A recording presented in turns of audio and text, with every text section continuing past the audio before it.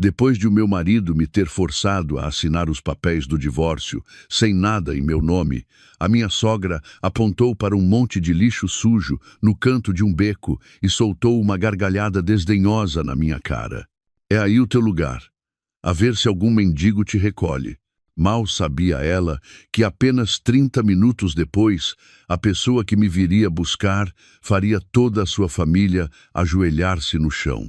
Para entender como cheguei a uma situação tão miserável, caros ouvintes, devemos recuar no tempo apenas 1 hora, para um luxuoso apartamento que um dia acreditei ser o meu lar.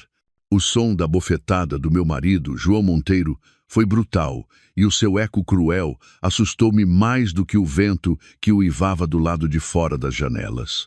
Caí no chão frio de azulejos, com a cabeça a andar à roda e um zumbido num dos ouvidos. Não conseguia acreditar que o homem que eu amara e de quem cuidara com todo o meu coração nos últimos 5 anos, o homem que me sussurrava doces palavras ao ouvido todas as noites, agora me olhava com os olhos de uma besta viciosa. Os seus olhos estavam cheios de ódio, desprezo e um prazer cruel. Desaparece da minha casa agora mesmo, mulher inútil, que nem sequer me consegue dar um filho. A sua voz era um rosnado baixo, cada palavra uma faca que apunhalava o meu coração sangrento. Levantei o olhar, a minha visão turva pelas lágrimas. Vi a minha sogra, Carmo, de pé no umbral do quarto, com os braços cruzados e um sorriso de satisfação no rosto. Ao seu lado, a minha cunhada, Lúcia Monteiro, que só se importa com festas e aparências, gravava tudo com o telemóvel, rindo-se por baixo. João, aproxima-te da cara dela. Isto vai tornar-se viral se o publicarmos na internet. Que tal o título Esposa apanhada em flagrante recebe o que merece? A sua crueldade, a sua perfeita coordenação para me atormentar, fez-me perceber que não se tratava de um acesso de fúria espontâneo. Era uma peça que preparavam há muito tempo. E esta noite era o ato final. Com as mãos a tremer, tentei levantar-me e ajeitar a fina camisa de noite que se tinha desalinhado. João, acalma-te. Não sei o que se está a passar, mas vamos conversar. Sou a Sofia, a tentar agarrar-me a um tênue fio de esperança. Mas o João não me deu oportunidade. Atirou-se a mim, agarrou-me pelos cabelos e puxou-me a cabeça para trás, fazendo-me gritar com a dor aguda. Arrastou-me em direção à porta principal, ignorando as minhas súplicas e a minha luta. Conversar? Não tenho mais nada para conversar contigo. Já não me serves para nada. Servir para nada. Sim, era tudo o que eu tinha sido para ele nos últimos 5 anos. Uma ferramenta para ser usada e explorada. Uma máquina. Abre a porta, mãe! Gritou João, e a Carmo correu a abri-la de par em par. A noite fria de inverno em Lisboa, um vento cortante entrou imediatamente em casa, gelando-me a pele e fazendo-me tremer da cabeça aos pés. O pequeno beco lá fora estava vazio. Apenas a luz amarela tênue de um candeeiro de rua projetava as sombras dos ramos nus. João, por favor, não faças isto. Os vizinhos vão ver-nos. Supliquei, desesperada, mas o meu medo parecia excitá-lo ainda mais. Ele riu-se cruelmente. Os vizinhos, é melhor que vejam como tu és na realidade. A ver se te atreves a olhar para alguém na cara depois desta noite. E então ele fez algo que nunca esquecerei. Com toda a sua força, rasgou a camisa de noite do meu corpo. O som do tecido a rasgar-se foi seco e retumbante. Num instante, todo o meu corpo ficou exposto ao ar gelado e aos olhares malévolos da sua família. Gritei de horror e humilhação, tentando cobrir-me apressadamente com os braços, mas era demasiado tarde. A Lúcia já tinha levantado o telemóvel e o som do obturador da câmara ressoou uma e outra vez. Uau, que bonita, cunhadinha. Isto vai rebentar com a internet. A sua gargalhada era nítida, mas gelou-me o sangue. O João empurrou-me violentamente pela porta e eu rolei pelos degraus frios de cimento. Pegou na minha mala, tirou toda a roupa que estava dentro e espalhou-a pelo meio do beco. Desaparece e nunca mais voltes, rosnou. Foi então que a minha sogra se adiantou. Não olhou para mim, mas apontou para um monte de lixo doméstico mal cheiroso num canto do beco e, virando-se para mim, disse cada palavra com ênfase. Um sorriso desdenhoso marcava cada uma das suas rugas. É aí o teu lugar. A ver se algum mendigo te recolhe. Depois de dizer isso, entrou com o filho e fechou a porta com um estrondo. O som do ferrolho a ser trancado ressoou friamente, cortando por completo qualquer ligação com o lugar que um dia chamei de lar. Fiquei sentada, nua, no meio de um beco desconhecido em plena noite de inverno. O vento uivava, gelando-me até aos ossos, mas não tanto como o meu coração. A dada altura, as lágrimas pararam de correr, substituídas por um vazio aterrador. Senti que já não era humana, mas algo pior do que aquele monte de lixo. As luzes de algumas janelas vizinhas acenderam-se e depois apagaram-se. Ouviram, viram, mas ninguém saiu. Talvez tivessem medo, ou talvez, como a família do João, estivessem a desfrutar do meu sofrimento. Encolhi-me na escuridão, sentindo que ia morrer de frio e humilhação. O que devia fazer agora? Para onde podia ir?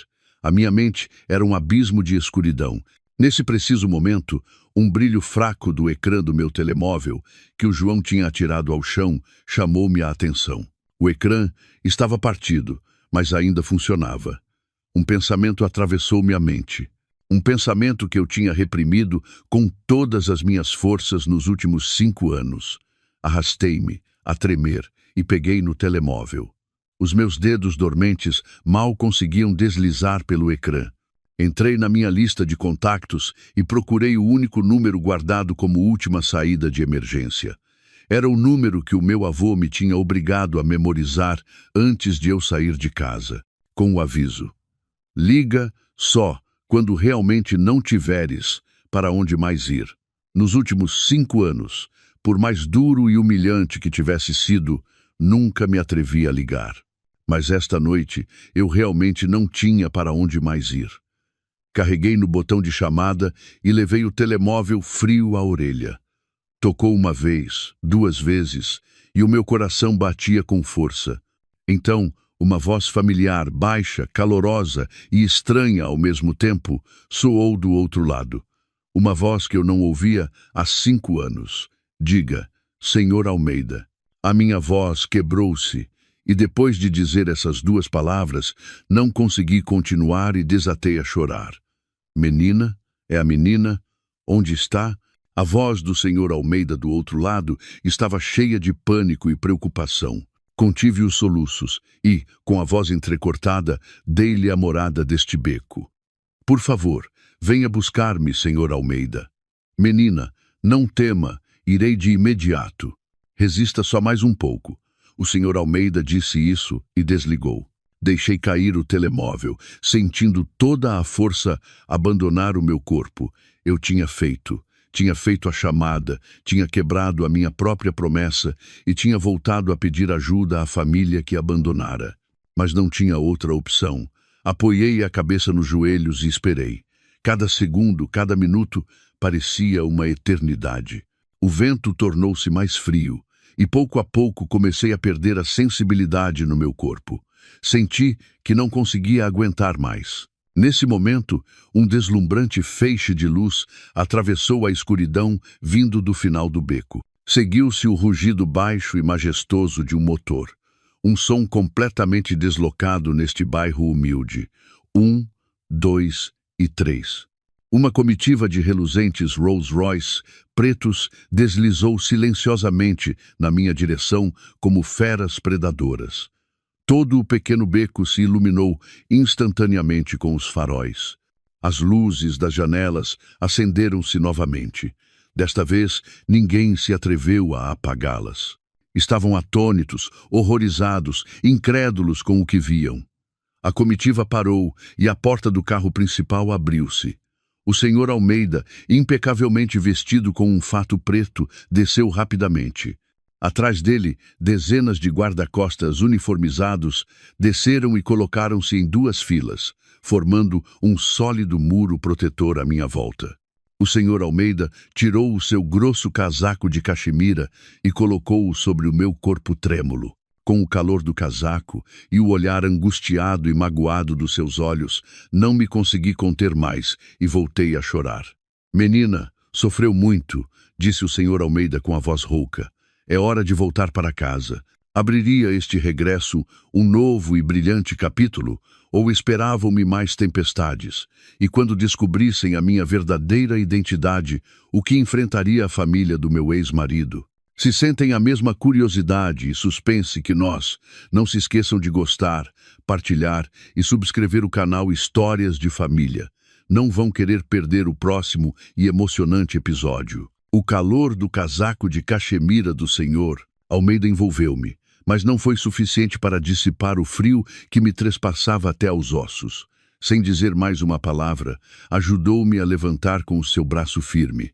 Os guarda-costas formaram imediatamente um muro humano, bloqueando completamente os olhares curiosos e maliciosos das janelas circundantes. Sabia que todo aquele pequeno beco estava a testemunhar uma cena que nunca esqueceriam. Uma mulher abandonada, nua como um monte de lixo, a ser recolhida por uma comitiva de sedãs de luxo.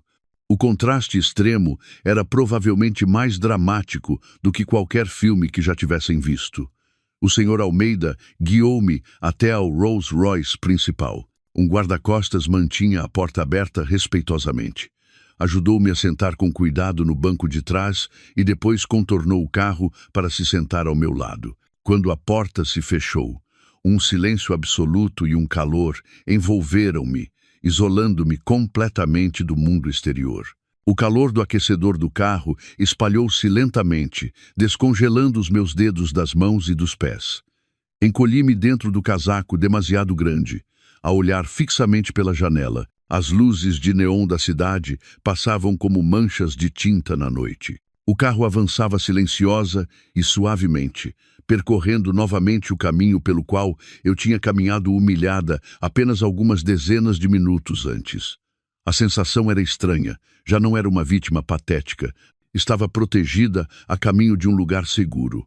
Mas a segurança física não conseguia acalmar a tempestade que rugia na minha alma. A imagem do João a rasgar a minha roupa, o dedo da Carmo a apontar para o monte de lixo, o sorriso desdenhoso da Lúcia, tudo se repetia na minha mente como um filme de terror.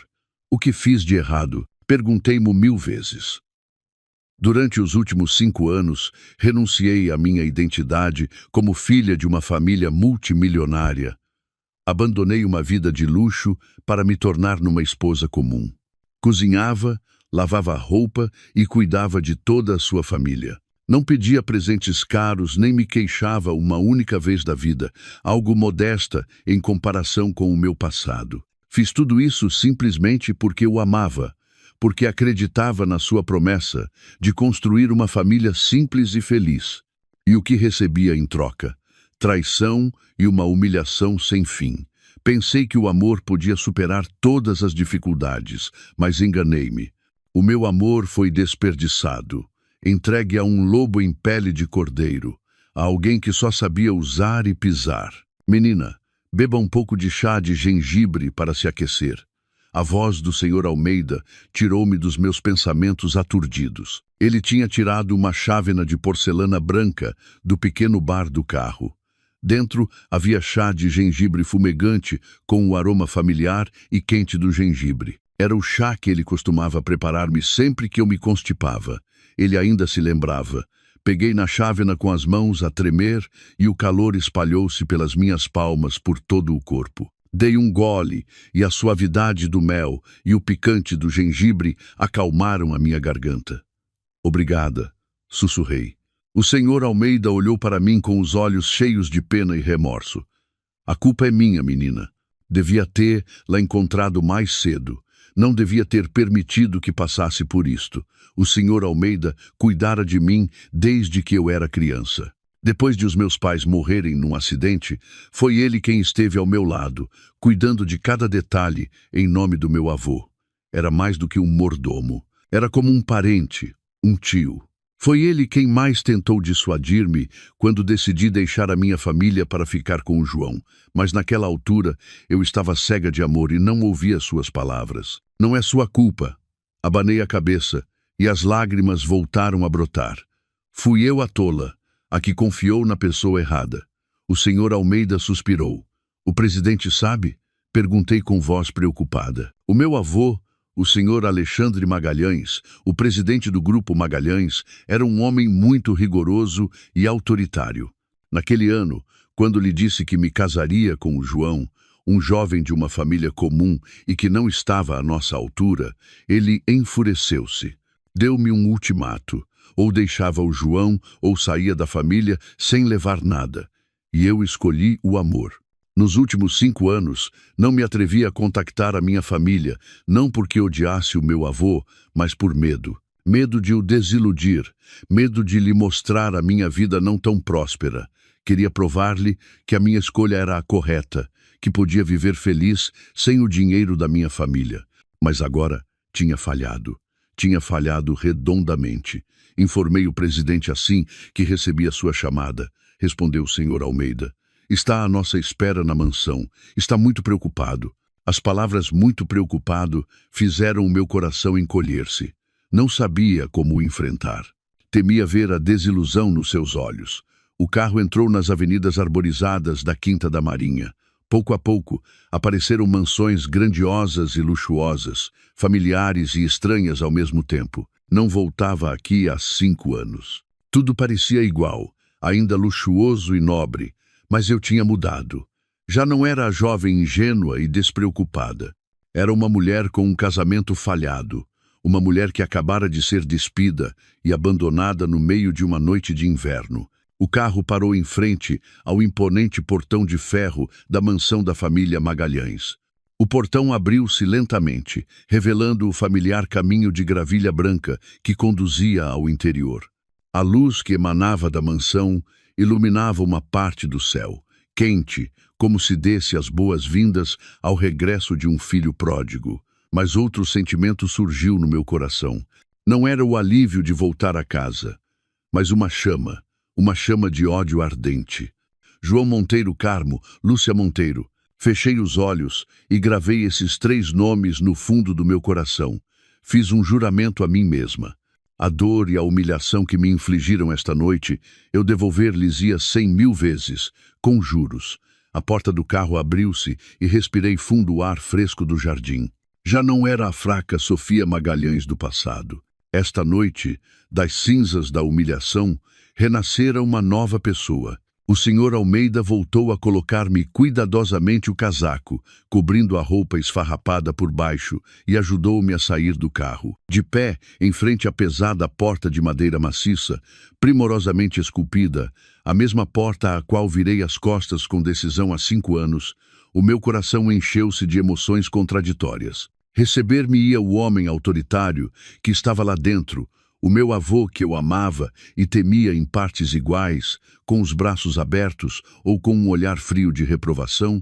A pesada porta abriu-se lentamente sem um único ranger, e uma luz quente derramou-se do interior, envolvendo-me.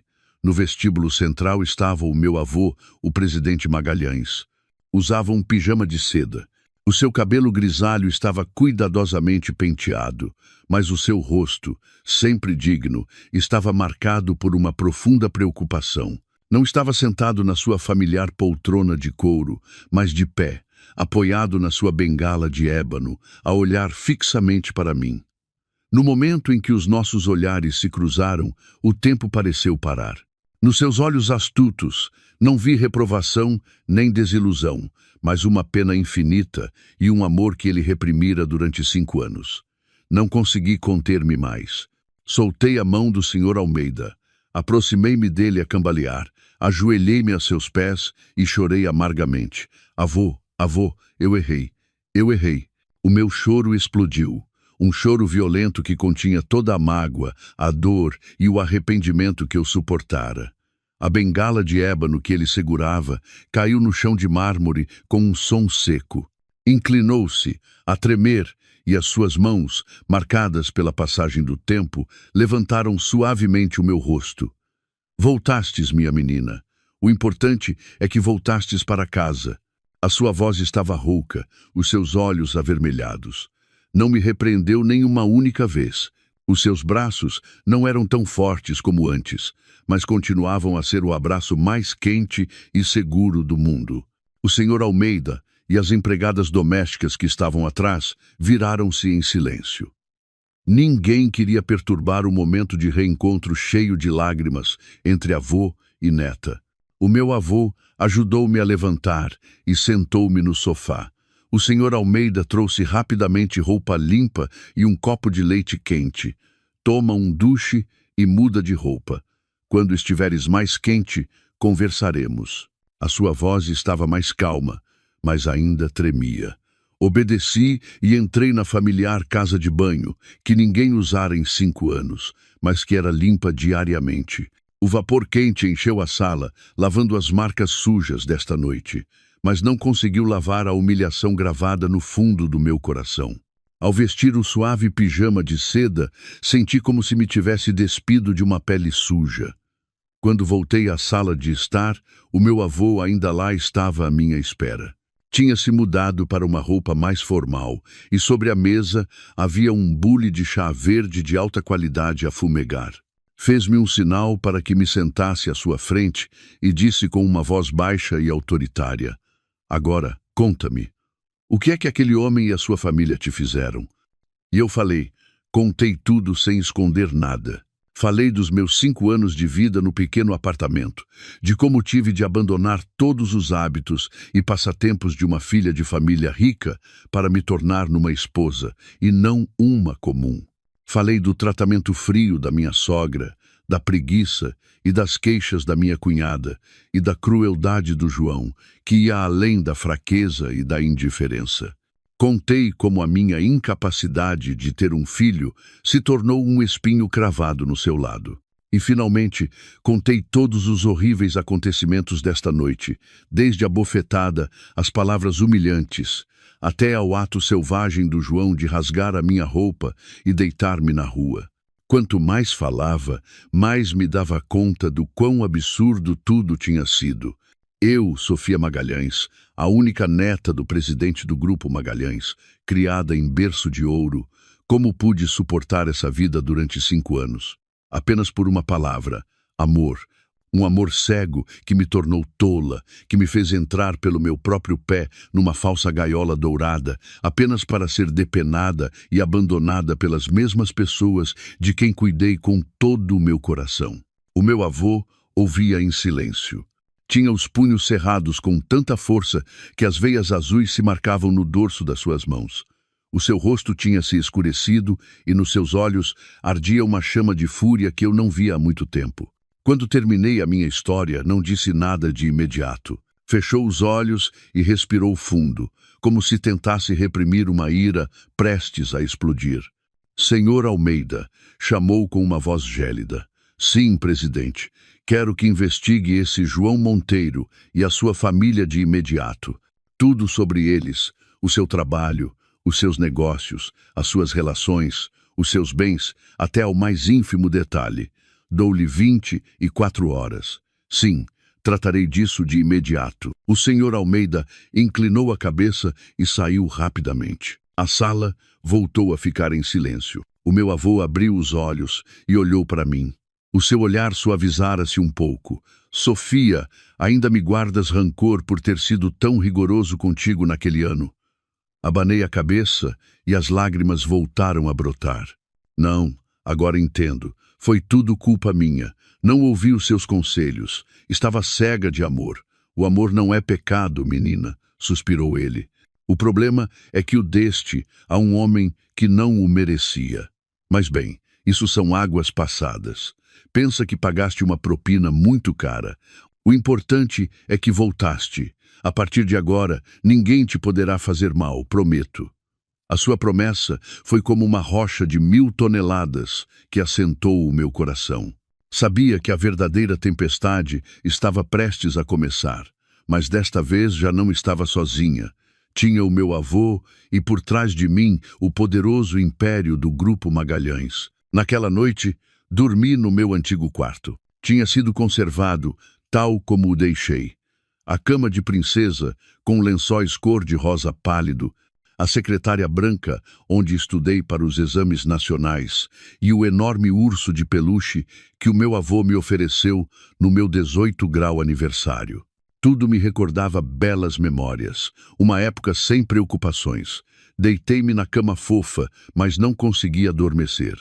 As memórias dos últimos 5 anos misturavam-se com as da minha vida nesta mansão. Lembrei-me do dia em que conheci o João. Foi numa gala de caridade organizada pelo Grupo Magalhães. Era um jovem funcionário de uma empresa associada, bonito, inteligente e com um sentido de humor encantador. Era completamente diferente dos herdeiros ricos e ociosos que eu costumava conhecer. Cativou-me com a sua sinceridade e o seu sonho de criar o seu próprio negócio. Começamos a sair. Escondi a minha verdadeira identidade, dizendo-lhe apenas que era uma funcionária de escritório normal. A ele também não parecia importar-se muito com a minha origem familiar. Amava-me, ou pelo menos era o que eu acreditava. Levava-me a tascas, dava-me passeios na sua mota velha. Esses encontros simples faziam-me mais feliz do que qualquer festa de luxo. Acreditava ter encontrado o amor verdadeiro. Quando decidi casar-me com ele, levei-o a conhecer o meu avô. O encontro foi um desastre. O meu avô, com um único olhar, disse-me sem rodeios: "Esse homem não te convém. Tem a ambição escrita nos olhos. Não te quer a ti, quer a fortuna da tua família." Discuti com o meu avô, defendendo o João com unhas e dentes. Disse-lhe que era demasiado desconfiado, que o João não era assim. A discussão atingiu o seu ponto alto quando o meu avô me deu o seu ultimato. Com a arrogância da juventude e uma fé cega, escolhi ir-me embora para lhe provar que estava enganado. Cortei todo o contato por minha conta e entrei na vida de uma pessoa normal. No início foi difícil, mas tentei adaptar-me. Enganei-me a mim mesma, pensando que era feliz. Mas agora que tudo se tinha desvendado, percebi o quão acertadas foram as palavras do meu avô. Ele viu a verdadeira natureza do João desde o primeiro momento, e eu levei 5 anos a dar-me conta. Umas suaves batidas na porta. O senhor Almeida entrou com uma bandeja com algo para petiscar. "Menina, coma alguma coisa." O presidente pediu-me que lhe o trouxesse. Não tinha fome, mas sentei-me e comi. Sabia que precisava de forças. A batalha de amanhã seria muito longa. Ao ver a comida requintada na bandeja, lembrei-me de repente das refeições humildes e das repreensões da minha sogra. As lágrimas voltaram a cair, mas desta vez não era por dor, mas porque sabia que aqueles dias sombrios tinham terminado de verdade. Um novo capítulo da minha vida estava prestes a começar. Um capítulo em que já não seria uma vítima. Sentei-me em frente ao toucador de madeira de cerejeira e não reconheci a mulher no espelho. O meu longo cabelo, que sempre usava apanhado de qualquer maneira, tinha sido transformado pelos melhores estilistas do país numa cabeleira de ondas volumosas, tingida de um luxuoso tom castanho. O meu rosto, pálido e emaciado, recuperara a vida após um tratamento intensivo de uma noite. Uma maquilhagem leve, mas profissional, escondia as olheiras e fazia com que os meus olhos, já por si grandes, parecessem mais definidos e profundos. A mulher no espelho já não era a esposa submissa e paciente de ontem, Sofia. Era a única herdeira da família do Grupo Magalhães, Sofia Magalhães. A voz do Sr. Almeida às minhas costas interrompeu os meus pensamentos. "Menina, o presidente espera-a no seu escritório." Levantei-me e respirei fundo. O vestido de seda cor de jade que os estilistas tinham trazido de manhã cedo ajustava-se perfeitamente ao meu corpo, criando um ar elegante, sedutor e sofisticado. Calcei uns sapatos de salto alto de Christian Louboutin. Cada passo sentia-se firme e autoritário. Havia 5 anos que não sentia isto. Desci a escada em caracol e caminhei pelo longo corredor decorado com obras de arte caras. O escritório do meu avô estava no final do corredor, uma ampla sala com estantes que chegavam até ao teto, cheias de livros raros. O meu avô estava sentado atrás de uma enorme secretária de madeira maciça, a ler atentamente um maço de documentos com uns óculos de leitura. Ao ver-me entrar, levantou a cabeça, tirou os óculos e um sorriso de satisfação apareceu no seu rosto. "Senta-te", disse, apontando para a cadeira de couro em frente. "Tens um aspecto impecável." Finalmente, a elegância da nossa família Magalhães voltou. Sorri e sentei-me. "Para que me chamou?" O meu avô não respondeu de imediato. Empurrou o maço de documentos que estava a ler na minha direção. "Lê. É toda a informação que o Sr. Almeida recolheu durante a noite sobre a família do teu ex-marido." A tremer, abri o dossiê. As folhas estavam densamente impressas com texto e fotos. A primeira página era o currículo de João Monteiro. Dei uma vista de olhos à informação básica e detive-me no seu historial de trabalho. A empresa da qual era diretor, Serviços Comerciais, LDA, era na realidade uma pequena empresa fundada pouco depois do nosso casamento. E o que me deixou atônita foi que o capital inicial da empresa, 350 mil euros, estava claramente registrado como uma contribuição pessoal. 350 mil euros. Lembro-me perfeitamente que quando me casei com o João, ele era um simples funcionário com um salário de alguns milhares de euros por mês. Como pôde ele conseguir tanto dinheiro? Passei para a página seguinte e vi os relatórios financeiros da empresa. Nos últimos 5 anos, a empresa tinha registrado perdas continuamente. O fluxo de caixa era negativo e as dívidas a bancos e fornecedores não paravam de aumentar. A sua empresa era, em essência, uma casca vazia à beira da falência. Então, de onde vinha o dinheiro para a vida abastada que a sua família levava, o luxuoso apartamento? A resposta estava nas páginas seguintes. Eram uma série de extratos bancários de contas em nome do João, da Carmo e da Lúcia. Durante os últimos 5 anos, uma quantia considerável de dinheiro tinha sido transferida mensalmente de uma conta desconhecida para as deles. Olhei atentamente para o nome do titular dessa conta desconhecida e o meu coração parou. Sofia Magalhães. Era o meu nome. Não entendia o que se estava a passar. Além do dinheiro que eu dava a Carmo para as despesas da casa, nunca lhes tinha enviado nenhum outro dinheiro. Como? Como é possível? Levantei o olhar para o meu avô e perguntei com a voz embargada. O meu avô suspirou e apontou para uma pequena nota de rodapé na página. "Esta é uma conta fiduciária que os teus pais criaram para ti antes de morrerem. Segundo o testamento deles, uma quantia fixa era transferida automaticamente todos os meses para a conta que designasses como dinheiro para as tuas despesas. A quantia não é muito grande, o suficiente para que vivas confortavelmente, mas não em excesso. Os teus pais queriam que aprendesses a ser independente." Fiquei atônita. Então, durante os últimos 5 anos, estive a viver do dinheiro que os meus pais me deixaram sem saber? Exato. Assentiu o meu avô, e esse homem soube-o desde o início. Pediu-te os dados da conta para receber o dinheiro e depois mentiu-te, dizendo que era o seu salário arduamente ganho para sustentar a família. Tudo se encaixou na minha cabeça. A imagem de empresário de sucesso e pilar da família, que o João tinha criado com tanto esmero, não passava de uma elaborada fraude. Estava a sustentar-me a mim e a sua família com o meu próprio dinheiro, enquanto representava o papel de um marido capaz e generoso. A sua hipocrisia, a sua vileza não tinham limites. Passei as páginas seguintes do dossiê.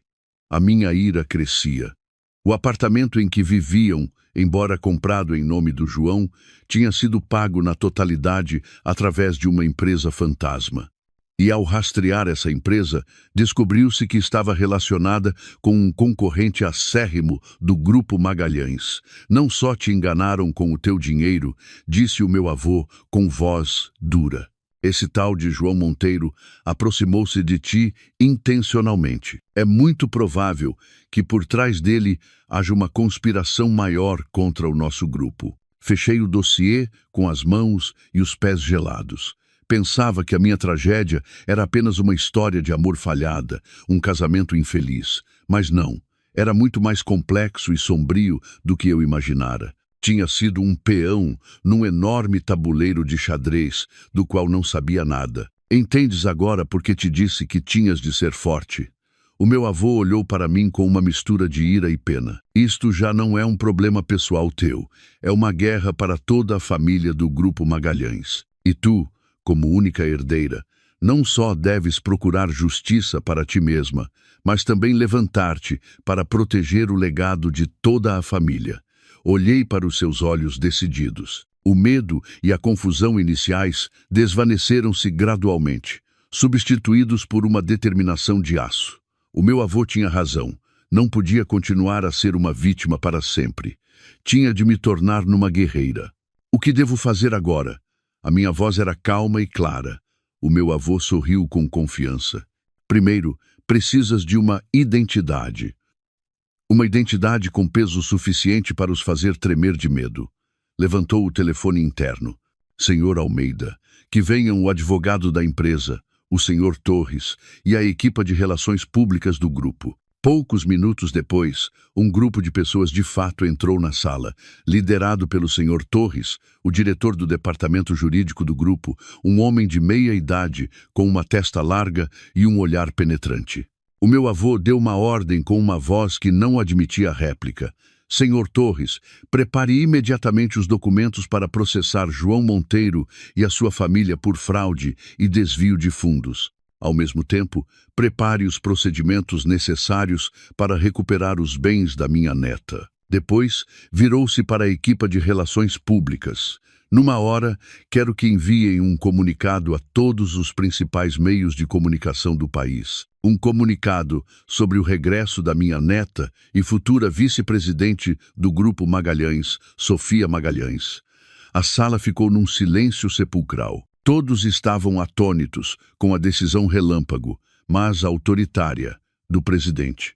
Eu também, vice-presidente, um cargo em que nunca tinha pensado. Avô, eu tentei dizer algo, mas ele deteve-me com um gesto da mão. Não há mais. Este cargo sempre foi teu. É hora de reclamares o que te pertence.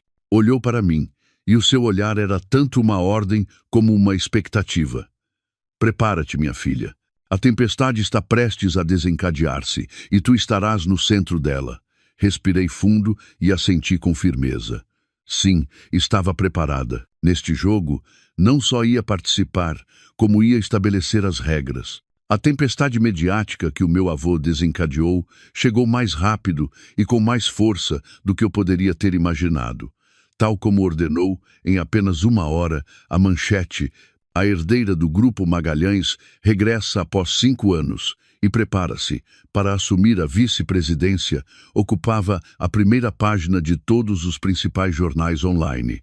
O artigo era acompanhado de um retrato meu, tirado profissionalmente naquela manhã, em que eu parecia bonita, elegante e carismática. O telefone do senhor Almeida não parava de tocar. Parceiros, investidores, meios de comunicação, todos estavam em alvoroço com esta notícia chocante. Na outra ponta da cidade, no seu apartamento, podia imaginar as caras do João e da sua família. Certamente ficariam sem palavras, sem poder acreditar no que viam. A esposa, que acabavam de humilhar e expulsar sem piedade, a pessoa que eles acreditavam ser um cordeiro frágil, tinha se transformado de repente numa fênix, numa figura que monopolizava a atenção de todo o mundo dos negócios. A sua euforia da noite anterior ter-se-ia transformado agora num medo atroz. Mas isto era apenas o começo. A minha transformação não se limitou à minha identidade e à minha roupa. O meu avô queria que eu me transformasse por completo, por dentro e por fora. Ele disse: uma rainha não deve apenas usar uma coroa, deve também ter sabedoria e coragem. Na manhã seguinte, uma equipa dos melhores tutores privados foi convocada à mansão. Um ensinava macroeconomia e gestão empresarial, outro direito comercial e assuntos legais, outro técnicas de negociação e comunicação. E havia até um treinador pessoal para artes marciais e condicionamento físico. A minha agenda estava repleta desde a madrugada até bem tarde da noite. Mergulhei nos estudos como uma esponja seca, tentando absorver todo o conhecimento que tinha perdido nos últimos 5 anos. Os conceitos financeiros, as leis complexas, as estratégias de gestão. No início, senti-me sobrecarregada, mas como se o ADN empresarial da família Magalhães tivesse despertado, aprendi muito rápido. A minha capacidade de análise e o meu pensamento lógico surpreenderam os meus tutores. À noite, depois das aulas, sentava-me com o meu avô no seu escritório. Ele não me ensinava teorias vazias. Ensinava-me através da experiência prática de uma vida inteira, através do jogo dos negócios. Analisava-me os pontos fortes e fracos de cada concorrente, de cada parceiro. Ensinou-me a ler a mente das pessoas, a usar o poder com sabedoria. O poder não reside em quantas pessoas podes mandar, disse ele. Reside em quantas pessoas consegues fazer com que te respeitem e te sigam voluntariamente. Os seus ensinamentos eram mais valiosos do que qualquer livro. Não eram apenas conhecimento, mas uma filosofia de vida, a coragem de um líder. Paralelamente aos meus estudos, comecei o meu treino físico. Todas as manhãs cedo, submeti-me a um duro treino com um ex-membro das Forças Especiais, desde correr e levantar pesos até ao combate corpo a corpo. O suor corria-me pelas bochechas, o corpo doía-me, mas não me queixei uma única vez. Sabia que precisava de um corpo saudável e de uma vontade de aço para enfrentar a tempestade que se avizinhava. Em apenas uma semana, tinha mudado surpreendentemente. Tinha perdido algum peso, mas o meu corpo estava mais tonificado e cheio de energia. O meu olhar já não era de tristeza ou medo, mas decidido e penetrante. A minha atitude também se tornara segura e autoritária. Até o Sr. Almeida comentou: "Menina, agora tem mais porte do que o presidente nos seus melhores tempos." A transformação estava quase completa. Tinha identidade, conhecimento, vontade e um poderoso império às minhas costas. Estava pronta para fazer o primeiro movimento na minha partida de xadrez de vingança.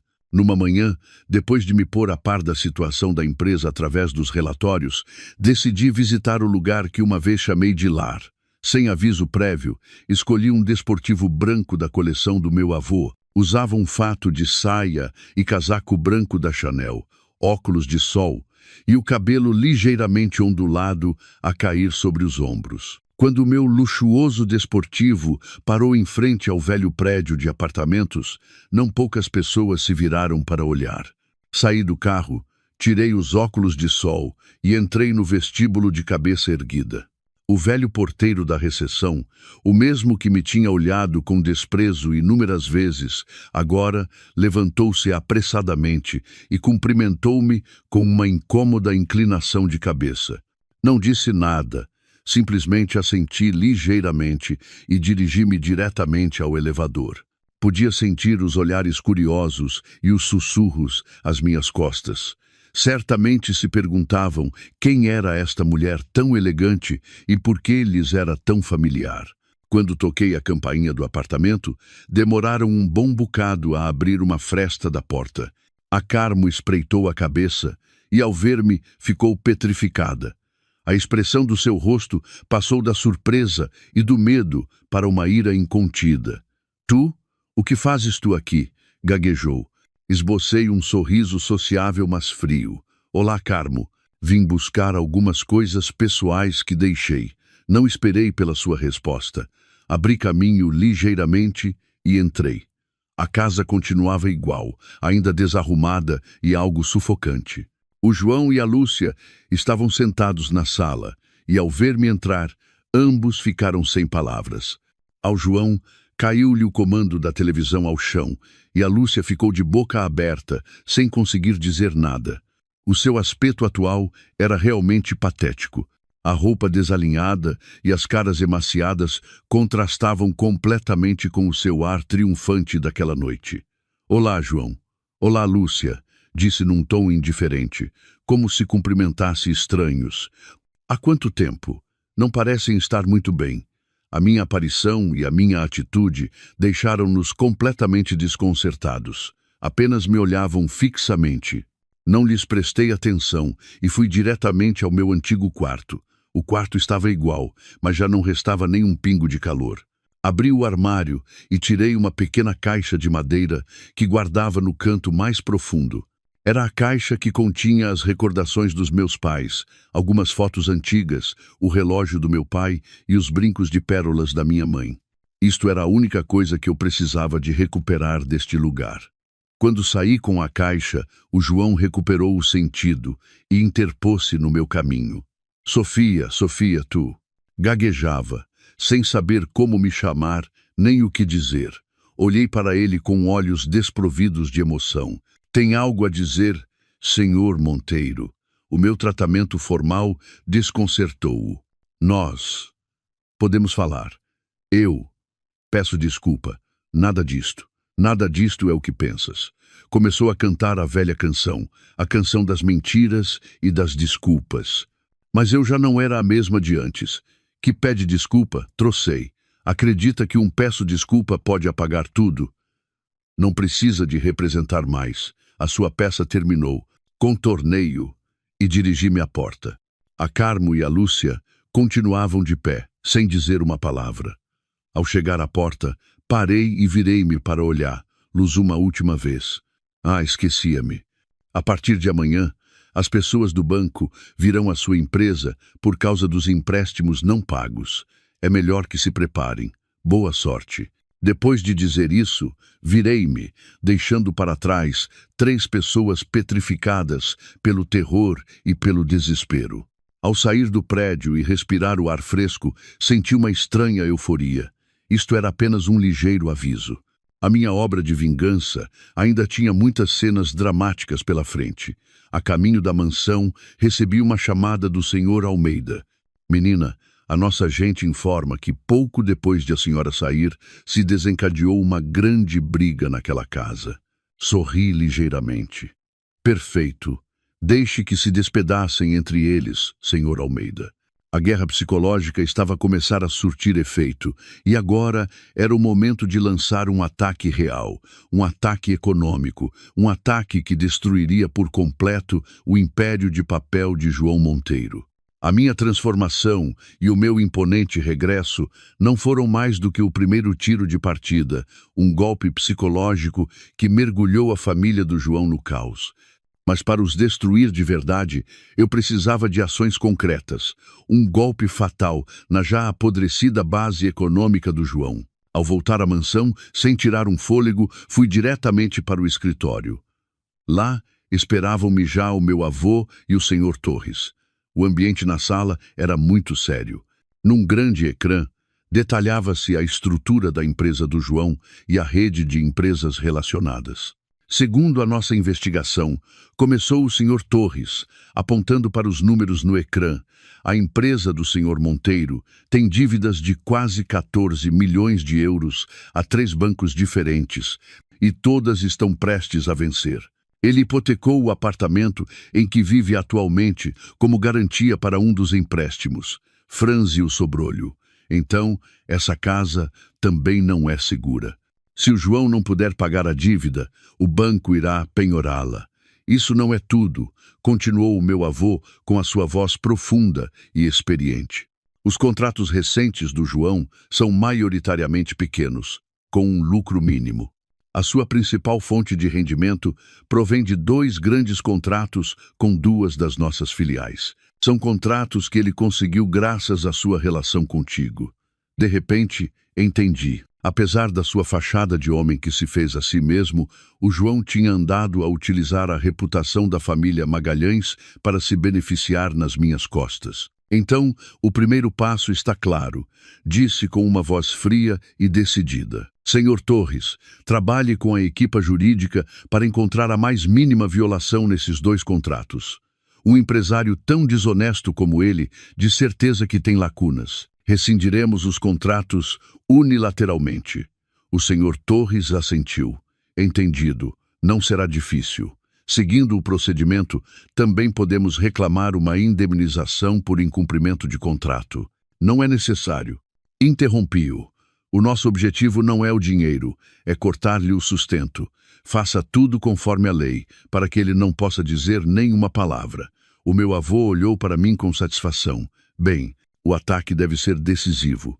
Mas não é suficiente. Devemos criar uma pressão maior, uma pressão de todas as direções. Virou-se para o Sr. Almeida, que estava de pé em silêncio num canto da sala. Sr. Almeida, contacte esses bancos e diga-lhes que o Grupo Magalhães comprará todas as dívidas dessa empresa. Tanto o Sr. Torres como eu ficamos um pouco surpreendidos. Avô, por que faríamos isso? Perguntei. Comprar a dívida de um inimigo não é como ajudá-lo. O meu avô sorriu com a astúcia de uma velha raposa. Ajudá-lo? Não. Pensa bem. Se o credor for o banco, eles seguirão os procedimentos. Podem conceder-lhe prorrogações ou negociar. Mas e se o credor formos nós?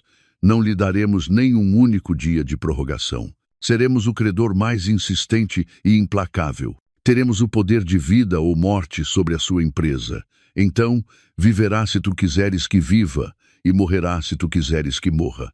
Acendeu-se-me uma luz.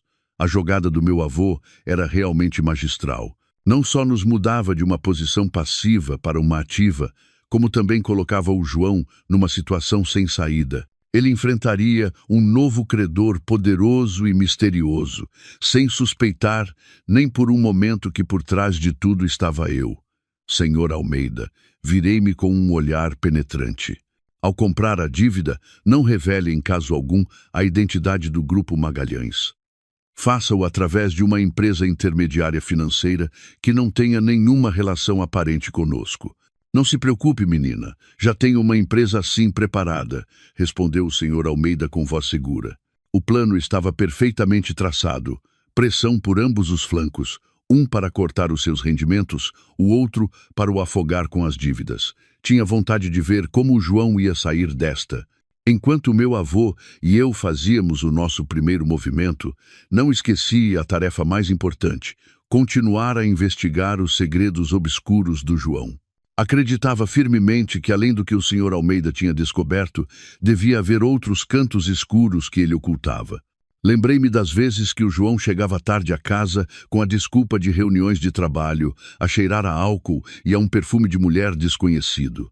Lembrei-me das chamadas que recebia, escondido na varanda. A minha intuição de mulher dizia-me: além de mim, o João tem outras relações turvas. Chamei o Sr. Almeida. Sr. Almeida, poderia investigar mais a fundo as relações pessoais do Sr. Monteiro, especialmente com as mulheres? Quero saber quantas mais pessoas ele enganou, além de mim. O Sr. Almeida assentiu. Entendido, menina. A investigação secreta recomeçou. Desta vez, o objetivo não era apenas as suas finanças, mas também a sua vida privada. Poucos dias depois, as nossas ações começaram a surtir efeito. Logo pela manhã, o advogado do Grupo Magalhães enviou à empresa do João uma notificação oficial de rescisão de contrato. Ao mesmo tempo, os 3 bancos enviaram ao João uma notificação de dívida, informando-o de que a sua dívida tinha sido transferida para um novo credor. Investimentos Financeiros Atlas, a empresa fantasma que tínhamos criado. Não estive lá, mas podia imaginar a cara do João ao receber 2 más notícias de uma só vez. Certamente ligaria como um louco para todo lado, tentando descobrir quem era a Investimentos Financeiros Atlas e por que agiam de forma tão fulminante e implacável. Nunca imaginaria que a pessoa por trás de tudo era a esposa que acabara de abandonar. Ao mesmo tempo, o Sr. Almeida também trouxe as primeiras informações sobre a vida privada do João, e era muito mais terrível do que eu imaginara. Menina, o Sr. Monteiro não tinha apenas uma amante, disse o Sr. Almeida, colocando um maço de fotos sobre a mesa. Segundo o nosso acompanhamento nas últimas 72 horas, ele manteve relações com pelo menos outras 3 mulheres. Peguei nas fotos com as mãos a tremer de raiva. Na primeira foto, o João rodeava com o braço a cintura de uma jovem modelo num bar de luxo. Na segunda, saía de um hotel de 5 estrelas de braço, dado com uma empresária abastada mais velha do que ele. Na terceira, dava de comer com ternura a uma jovem universitária numa cafetaria. cada uma com um encanto diferente, mas com uma coisa em comum. Todas pareciam mulheres com dinheiro e estatuto. Não as enganava apenas por luxúria, continuou o Sr. Almeida. Via-as como ferramentas a serem utilizadas. A modelo ajudava-o a aceder ao mundo do espetáculo. Essa empresária é a presidente de uma grande construtora e podia conseguir-lhe contratos lucrativos. E essa universitária, o pai dela, é um alto funcionário influente. Deixei as fotos, sentindo náuseas. Este homem não tinha coração, só tinha cálculos e uma ganância sem fim. Tinha transformado a sua vida num tabuleiro de xadrez, e todas as mulheres que se aproximavam dele, incluindo eu, eram apenas peões que ele usava e descartava quando já não lhe serviam. Este facto doeu-me mais do que a sua traição. Demonstrava a sua natureza podre e doentia. Continue a investigar, Sr. Almeida, disse com voz gélida. Quero saber tudo sobre essas mulheres. Quero saber como ele as enganou. Talvez tenha chegado o momento de as vítimas como eu se unirem. Um novo e mais audacioso plano começou a formar-se na minha mente. Não só ia destruir o João, como também o ia desmascarar perante todas as pessoas que ele tinha enganado e continuava a enganar. Ia deixá-lo sem um único lugar onde se esconder. A armadilha estava montada e a presa começava a entrar em pânico. Mas estariam essas mulheres dispostas a cooperar comigo ou também acreditariam cegamente nesse homem astuto, como eu fiz? Esta batalha parecia muito mais complicada do que eu pensava. Enquanto a tempestade que eu criara se abatia lentamente sobre o João, na outra ponta da cidade, no estreito apartamento, a sua família mergulhava numa breve e fantástica alegria. Não tinham a menor ideia do que estava para vir. Para eles, expulsar-me de casa foi uma grande vitória. Tinham se livrado da nora, que não podia ter filhos. E, mais importante, pensavam que em breve conseguiriam uma vida de riqueza. Assim que saí, a Carmo apressou-se a ligar a um parente distante que era agente imobiliário. Preciso que vendas este apartamento rápido, disse ao telefone com uma voz que não conseguia esconder a sua emoção. Não importa o preço, só que seja rápido. Ah, e todos os papéis podes tratar com o meu filho João. Esta casa é toda dele. Julgava-se com o direito de dispor da minha propriedade, uma propriedade sobre a qual legalmente não tinha nenhum direito. A Lúcia foi ainda pior. Mudou-se imediatamente para o meu quarto, ocupando a cama, o toucador e as coisas que eu não tinha levado. Tirou selfies e publicou-as nas redes sociais com um texto sugestivo. Finalmente tenho o meu próprio quarto. Adeus ao que não era meu. Até se gabou aos amigos das roupas e das malas que eu tinha deixado, que nem sequer lhe ficavam bem. O João, embora inicialmente surpreendido pela minha aparição na casa, recuperou rapidamente a confiança. Acreditava que eu estava apenas zangada, a fazer-me de forte depois de ter sido abandonada. Não podia imaginar que eu tinha em minhas mãos todos os seus segredos e que estava a preparar um contra-ataque brutal. Disse à sua mãe e à sua irmã: Mãe, Lúcia, não se preocupem. A Sofia é boa e fraca, só ladra, mas não nos fará nada. Deixarei que se acalme uns dias em casa do avô e depois irei buscá-la.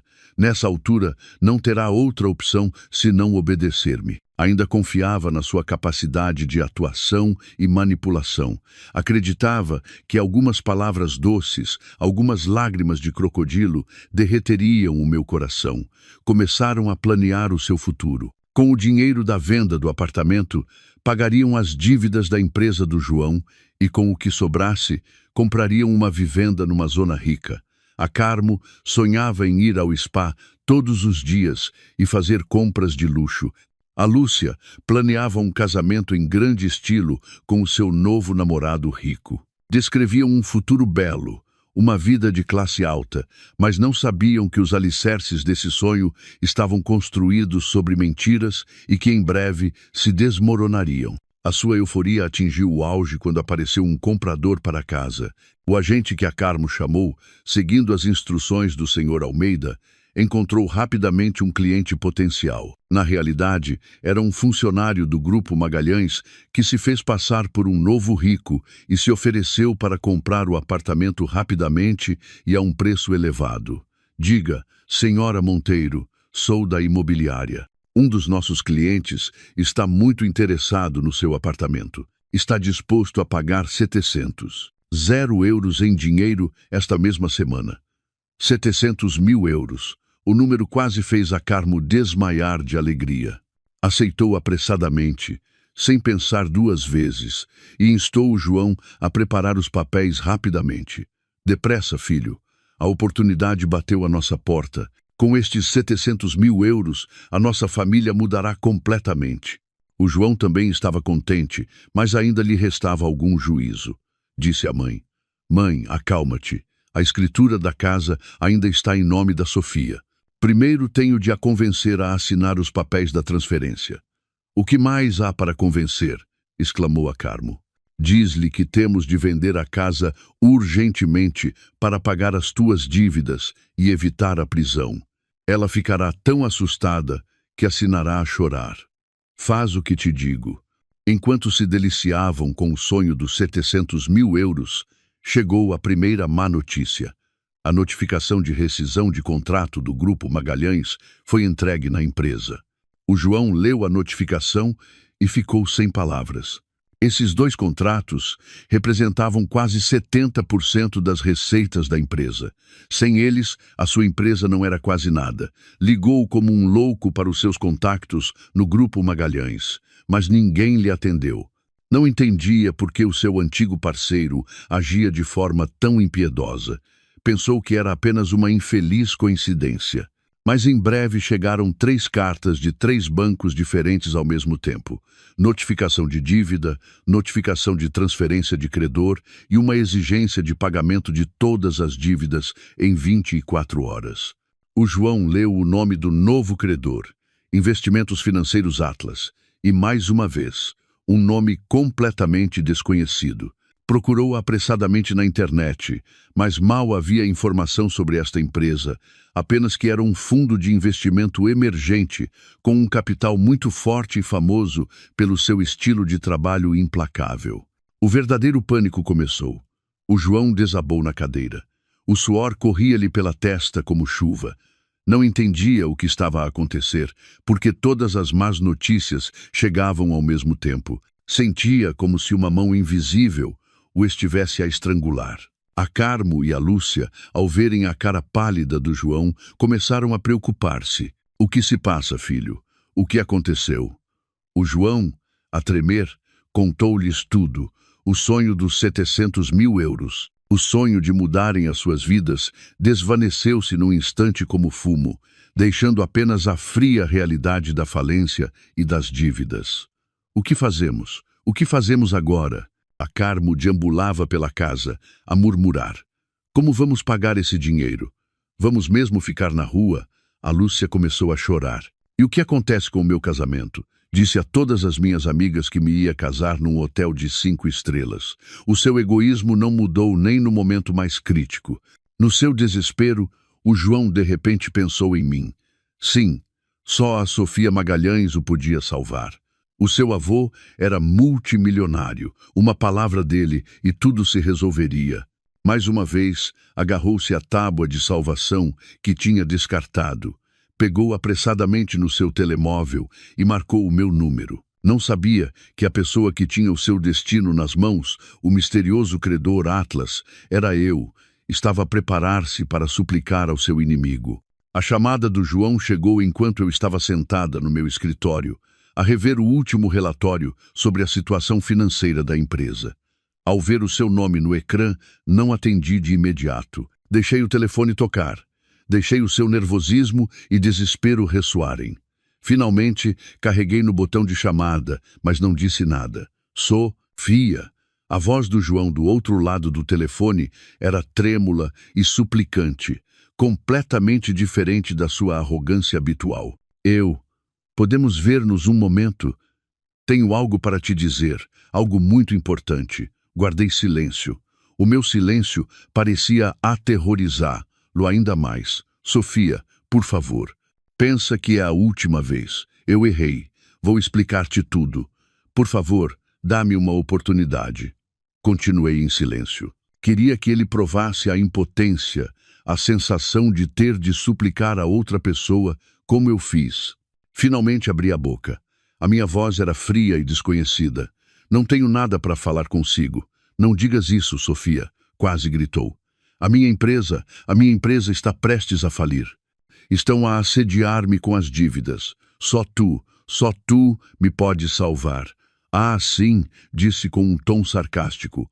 O que tem a ver comigo que a sua empresa vá à falência? Em breve vamos divorciar-nos. Tem a ver, muito a ver, disse apressadamente.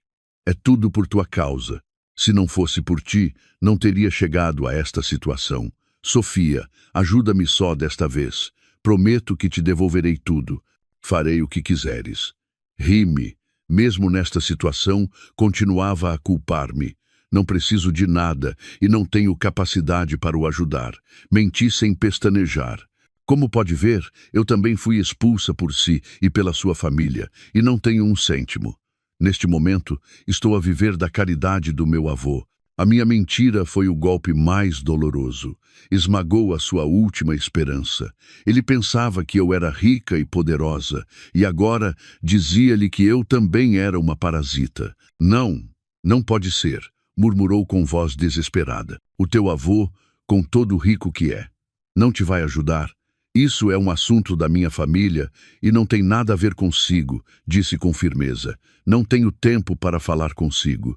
Dito isto, desliguei. Sabia que esta chamada levaria o desespero do João ao limite. Uma besta encurralada é capaz das maiores loucuras, e eu estava à espera disso. Faria o desespero com que ele revelasse segredos ainda mais terríveis, ou transformar-se-ia num ódio cego por mim. O jogo do gato e do rato tornara-se muito mais perigoso. A minha fria chamada de recusa foi como deitar um balde de água fria sobre a última brasa de esperança do João.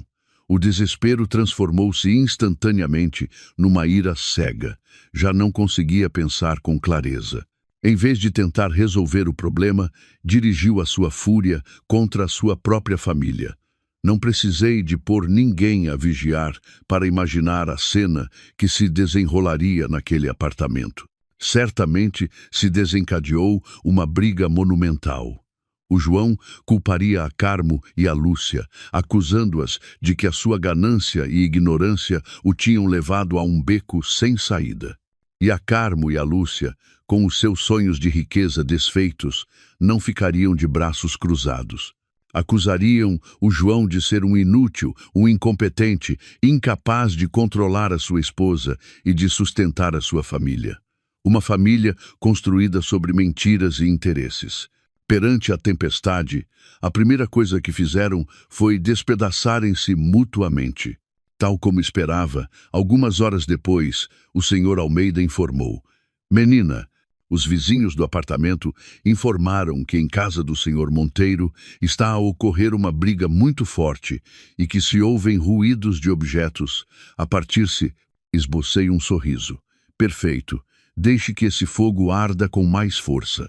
Enquanto a sua família estava mergulhada em lutas internas, eu comecei a mover a minha peça seguinte.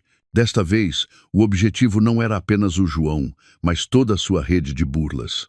Liguei para as 3 mulheres que o Sr. Almeida tinha investigado. A jovem modelo Lara, a rica empresária, a senhora Vasconcelos e a estudante universitária Inês. Não revelei a minha identidade. Pedi ao Sr. Almeida que marcasse reuniões individuais, fazendo-se passar por um jornalista que investigava burlas amorosas na alta sociedade. As 3, após algumas dúvidas, aceitaram encontrar-se. Talvez no fundo dos seus corações também abrigassem suspeitas sobre o homem perfeito que era o João. A primeira reunião foi com a modelo Lara. Encontramo-nos numa cafetaria de luxo. A Lara apareceu deslumbrante, mas os seus olhos denotavam cansaço. Quando mencionei o João, no início mostrou-se muito cautelosa, insistindo que era um homem maravilhoso e um empresário de sucesso.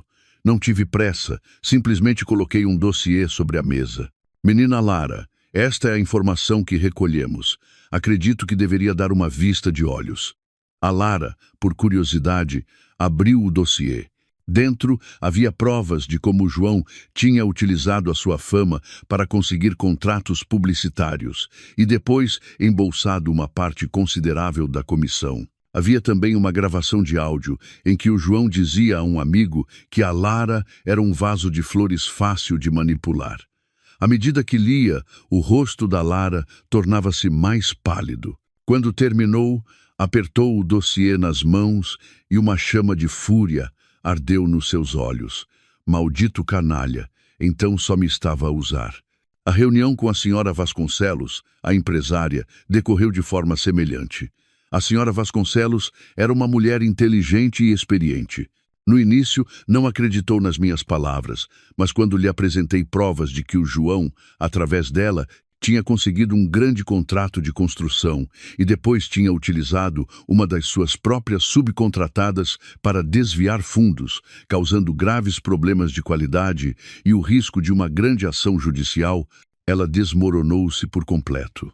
Tinha confiado o projeto da sua vida ao João, sem saber que ele a apunhalaria pelas costas. A última foi a ingênua estudante universitária, Inês. Ela era a que mais pena me dava. O João tinha-lhe prometido casar com ela depois da formatura, assegurar-lhe um futuro brilhante. Ela acreditou nele e deu-lhe tudo. Mas quando lhe mostrei as fotos do João com outras mulheres e lhe pus a gravação de áudio em que ele se gabava aos amigos de ter conquistado a filha de um influente funcionário, o seu mundo cor-de-rosa desfez-se em pedaços. Chorou amargamente de dor e de raiva. 3 mulheres, 3 situações diferentes, mas todas unidas pela mesma dor, terem sido enganadas pelo mesmo homem. Não só lhes mostrei a verdadeira face do João, mas também algo mais importante. Não estão sozinhas, disse-lhes. Eu também sou uma das suas vítimas, mas não podemos ficar aqui a chorar. Devemos unir-nos e procurar justiça por nós mesmas. No início, hesitaram. Tinham medo de represálias, de perder a reputação, mas a empatia e a chama do ódio uniram-nos. Formamos uma aliança de vingança. Cada uma, utilizando as suas próprias forças e contactos, começou a recolher mais provas em silêncio e a preparar o ataque final. A Lara, através dos seus contactos no mundo do espetáculo, começou a espalhar rumores negativos sobre a integridade do João. A senhora Vasconcelos, utilizando a sua experiência e poder no mundo dos negócios, pressionou os restantes parceiros da empresa do João para que também reconsiderassem a sua colaboração. A Inês começou a exercer uma influência subtil através da sua família. A corda ao redor do João apertava-se cada vez mais. Começou a receber pressões, não só do seu credor, a Investimentos Atlas, mas também das mesmas pessoas que tinha enganado. Começou a ser isolado, marginalizado. A sua empresa era agora um navio a afundar-se. Entretanto, eu não fiquei de braços cruzados.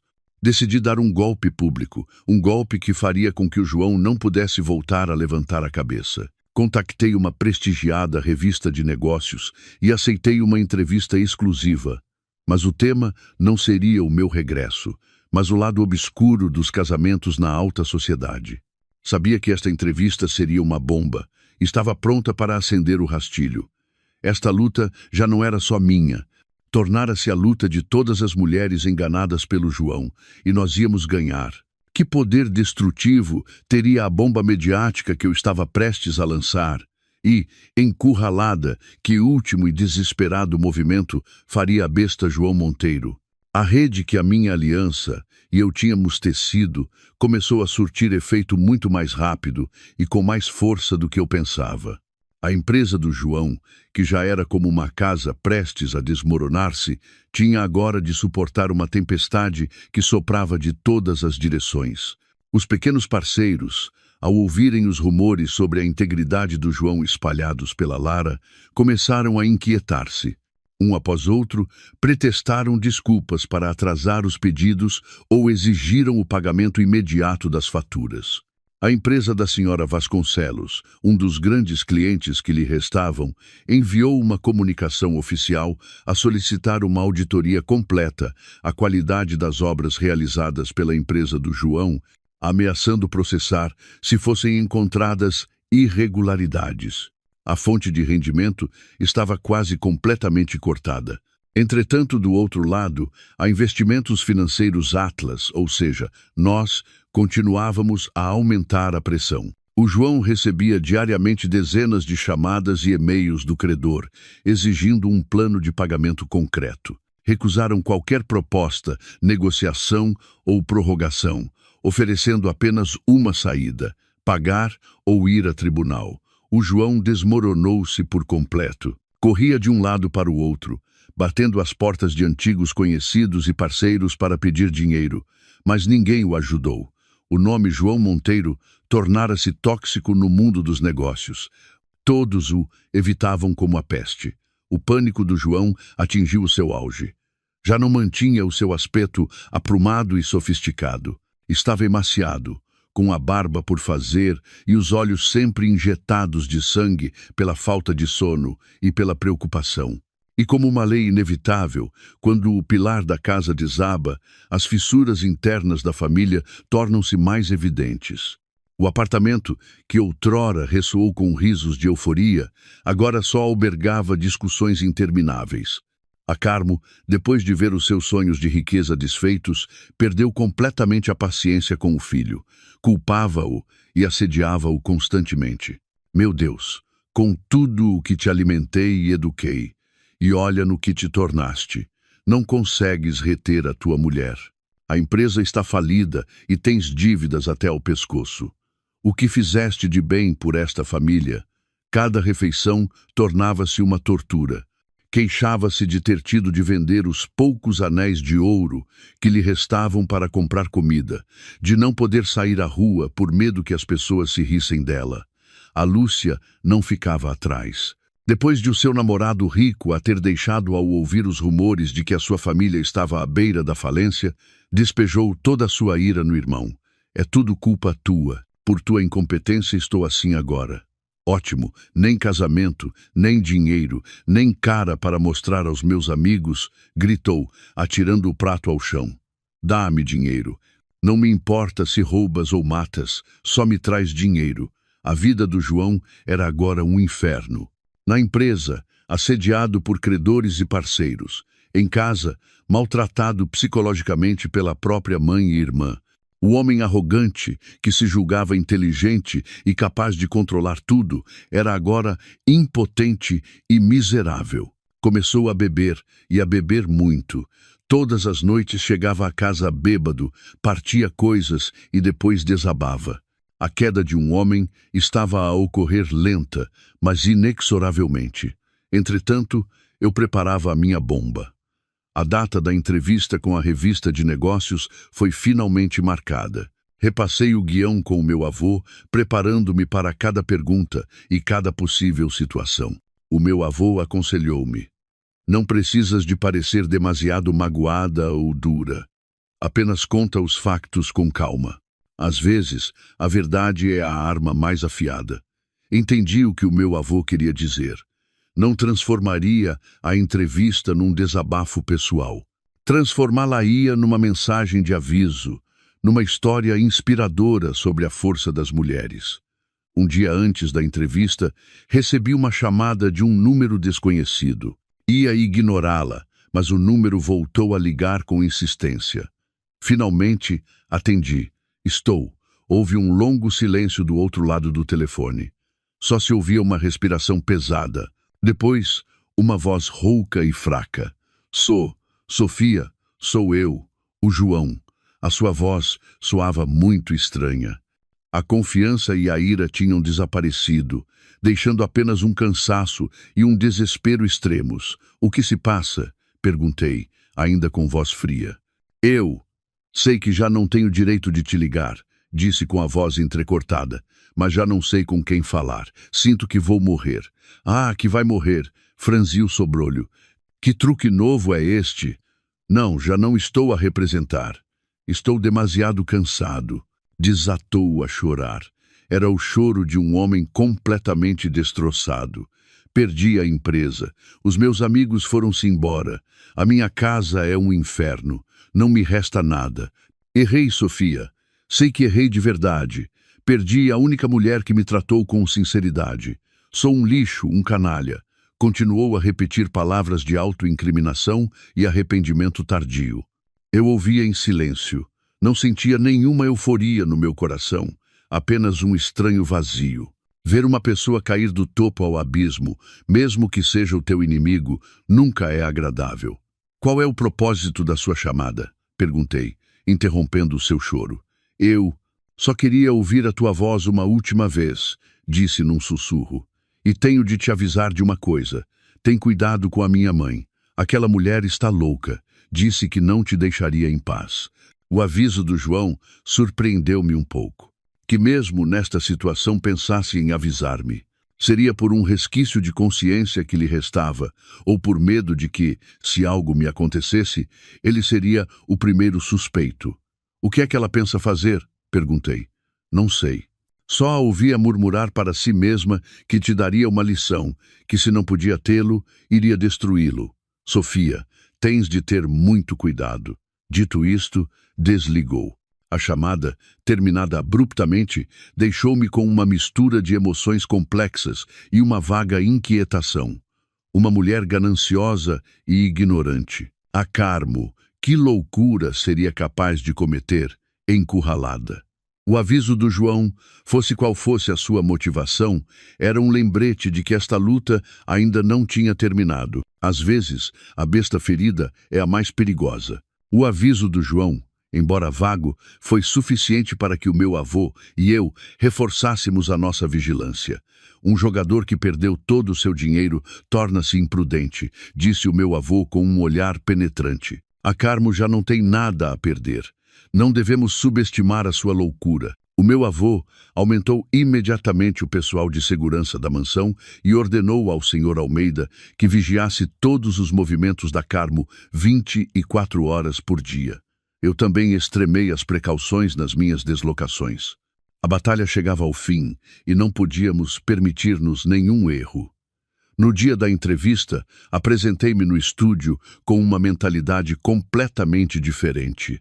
Já não era uma vítima em busca de compaixão. Era uma guerreira, uma narradora, e a minha história seria a minha arma. A entrevista decorreu exatamente como a tinha preparado. Com calma e coerência, revelei toda a verdade. Desde a farsa da falência do meu marido, a conspiração da sua família, até a verdade sobre as burlas organizadas do João. Não usei palavras duras, simplesmente apresentei as provas, gravações de áudio e extratos bancários. Também não me esqueci de mencionar a aliança de mulheres que se tinham levantado comigo. No final da entrevista, anunciei oficialmente a criação da Fundação Sofia Magalhães, uma fundação especializada no apoio legal e psicológico a mulheres vítimas de burlas matrimoniais e violência doméstica. Quero transformar a minha dor em ação, disse, olhando diretamente para a câmara, para que nenhuma outra mulher tenha de passar pelo que eu passei. A minha entrevista teve um impacto tremendo. Não só mudou completamente a opinião pública, como também gerou uma forte onda de apoio da comunidade. Sofia Magalhães e a Fundação Sofia Magalhães tornaram-se símbolos de força e dos direitos da mulher. Entretanto, a família do João teve de suportar toda a tempestade. A porta do seu apartamento foi assediada por jornalistas e os seus telemóveis não paravam de tocar com chamadas de insultos e reprovações. Não podiam dar um passo fora de casa. A perda da reputação foi mais terrível do que a ruína econômica. Mas o desprezo e a ira da opinião pública parecem ter sido o último catalisador que empurrou a Carmo para o seu ato mais demente. Naquela noite, o Sr. Almeida ligou-me com uma voz muito urgente. Menina, aconteceu algo grave. A Carmo desapareceu de casa. A nossa gente viu-a apanhar um táxi em direção aos arredores e levava um garrafão de gasolina na mão. O meu coração parou. Os arredores. Ali havia um velho armazém do grupo, um lugar isolado e pouco frequentado. O que pretendia ela fazer? Estão a segui-la? Sim, mas ela está muito alerta e muda de carro constantemente. Estamos a segui-la como podemos. Mas, menina, o que me preocupa é que o seu alvo seja a senhora. Fiquei gelada. Nesse preciso momento, recebi uma mensagem de texto no meu telemóvel de um número desconhecido. Sofia, se queres salvar o teu avô, vem sozinha ao armazém dos arredores. Não avises a polícia ou vais arrepender-te. A mensagem era acompanhada de uma foto. Na foto, o meu avô estava sentado numa cadeira, atado de pés e mãos e com a boca tapada com fita cola. O seu rosto parecia cansado, mas o seu olhar continuava firme. Quase desmaiei. Tinha-o raptado. Aquela mulher diabólica atrevera-se a tocar na pessoa que eu mais queria. Menina, está bem? Ouvi a voz preocupada do Sr. Almeida do outro lado do telefone. Senhor Almeida, o meu avô, a Carmo raptou o meu avô. Quer que eu vá sozinha ao armazém? Mal consegui manter a calma enquanto lhe explicava a situação. Não pode, gritou o Sr. Almeida. Não pode ir sozinha. É uma armadilha, mas não posso pôr o meu avô em perigo. Menina, ouça-me. O presidente já passou por muito na sua vida. Sabe como se proteger. Agora é que a senhora tem de manter a calma de verdade. Envie-me a sua localização e a mensagem de texto completa. Avisarei a polícia imediatamente e mobilizarei a nossa gente para cercar a zona. Faça o que ela lhe pede, mas não se esqueça que estaremos logo atrás de si. Fiz o que o Sr. Almeida me disse. O medo no meu interior transformou-se gradualmente num ódio gélido. Carmo, passaste dos limites. Conduzi sozinha em direção aos arredores. À medida que a noite avançava, a estrada tornava-se cada vez mais solitária. Os faróis do carro iluminavam a escuridão e à minha frente apareceu um velho armazém abandonado. Estacionei o carro e desci. A porta de ferro enferrujada do armazém abriu-se com um rangido. A Carmo estava lá, com um isqueiro na mão e o garrafão vermelho de gasolina ao seu lado. A luz tênue. O seu rosto estava horrivelmente desfigurado e enlouquecido. Vieste, disse com uma gargalhada assustadora. Sabia que virias. Onde está o meu avô? Perguntei com voz gélida. Lá dentro. Ainda está vivo. Sorriu. Mas quanto tempo mais viverá depende da tua atitude. Afastou-se para trás, revelando a cena no interior. O meu avô estava amarrado a um pilar de madeira no centro do armazém. À sua volta, ela tinha derramado abundante gasolina. O que é que quer? Perguntei, cerrando os punhos. O que eu quero? Riu-se como uma louca. Quero que morras. Arruinaste tudo o que eu tinha. Tiraste-me o filho, o dinheiro, a honra. Agora vou fazer-te sentir o que é perder a pessoa que mais queres. Está louca? Sim, estou louca. Tu enlouqueceste-me, gritou, levantando a mão com o isqueiro. Agora ajoelha-te, inclina a cabeça e pede-me perdão. E transfere 250 milhões de euros para minha conta. Senão, com uma única faísca deste isqueiro, o teu avô e tu irão juntos para o outro mundo. Queria levar-nos com ela. Já não tinha nada a perder. Olhei para os seus olhos injetados de sangue e enlouquecidos, e depois olhei para o meu avô. Ele olhou para mim e abanou ligeiramente a cabeça, como se me indicasse para não fazer o que ela dizia. Sabia que ele preferiria morrer a ceder a um vilão. Nesta crise de vida ou morte, tinha de tomar uma decisão que determinaria o meu destino e o do meu avô. Olhei fixamente para os olhos enlouquecidos da Carmo e depois voltei a olhar para o meu avô, amarrado ao pilar. O seu olhar continuava firme, negando ligeiramente com a cabeça como sinal para eu não ceder. O meu coração batia com força, mas a minha mente, estranhamente, estava fria. Sabia que, mesmo que eu cedesse, ela não cumpriria a sua promessa. A lógica não funciona com alguém que perdeu a razão. De acordo, disse eu. A minha voz era tão calma que me surpreendeu a mim mesma. Vou enviar-lhe o dinheiro, mas primeiro solte o meu avô. A Carmo soltou uma gargalhada selvagem. Tomas-me por tola, para que, assim que o soltar, chames a polícia e me prendam? De maneira nenhuma. Primeiro envias o dinheiro e depois logo se vê. Se a senhora não confia em mim, como posso eu confiar em si? Disse, tentando ganhar tempo, perscrutando rapidamente a escuridão na esperança de que as forças policiais estivessem em posição. Não estás em condições de impor condições aqui, rosnou, e a mão que segurava o isqueiro tremia. Vou contar até 3. Se não enviares o dinheiro, queimarei tudo. 1. A sua voz ressoou com agudeza. Espere, gritei, fingindo um pânico extremo. De acordo, vou enviar. Vou enviar agora mesmo. Fingindo tremer, tirei o meu telemóvel e comecei a navegar no ecrã, simulando fazer a transação. A Carmo olhava-me com desconfiança. Quanto enviaste? Os 250 milhões, mas uma transferência tão grande demora um pouco a processar e preciso de um código de autenticação. Dê-me alguns minutos. Tentei dar uma razão plausível. 2. Ela não tinha paciência. A chama do isqueiro acendeu-se, iluminando o seu rosto de loucura. Nesse preciso momento, uma sombra negra surgiu por trás dela. Pum! Um golpe forte. O senhor Almeida, que se tinha aproximado sorrateiramente em algum momento, golpeou com força a nuca da Carmo com um grande pau de madeira.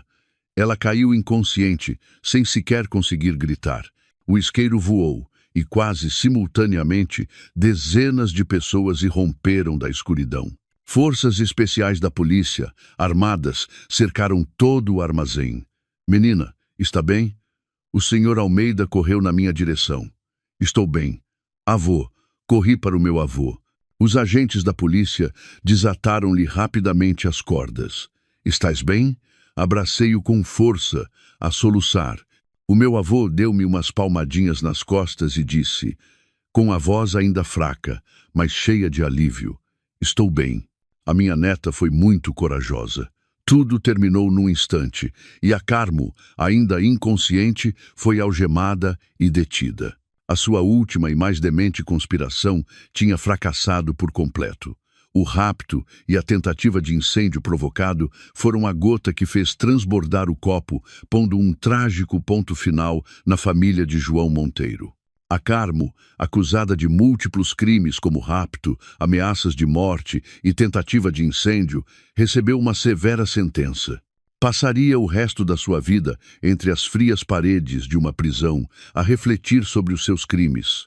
O João, ao saber do ato demente da sua mãe, desmoronou-se por completo na prisão. Deixou de apelar e aceitou em silêncio a sentença que lhe foi imposta. Talvez, no fundo do seu coração, se tenha dado conta de que parte da culpa de toda esta tragédia recaía na sua própria fraqueza, ganância e traição. A Lúcia também, após um período de detenção e investigação, teve de enfrentar a justiça. Embora não tenha participado diretamente na grande conspiração, como cúmplice por encobrimento, também recebeu o castigo que merecia. A vida de menina ociosa tinha terminado, substituída pelo trabalho na prisão. A queda da família Monteiro era um final previsível, uma consequência inevitável da ganância e da maldade. Eles próprios atearam o fogo, e no final esse fogo consumiu tudo o que tinham. Depois de toda a tempestade passar, o meu avô e eu voltamos para a mansão. A casa continuava grandiosa e luxuosa, mas o ambiente era mais quente e pacífico do que nunca. A saúde do meu avô ressentiu-se um pouco depois do terrível acontecimento, mas a sua mente, estranhamente, aclarou-se. Decidiu não participar mais na gestão do grupo. Está na hora de este velho descansar, disse-me numa tarde de sol. Provaste o teu valor. Fizeste muito melhor do que eu esperava.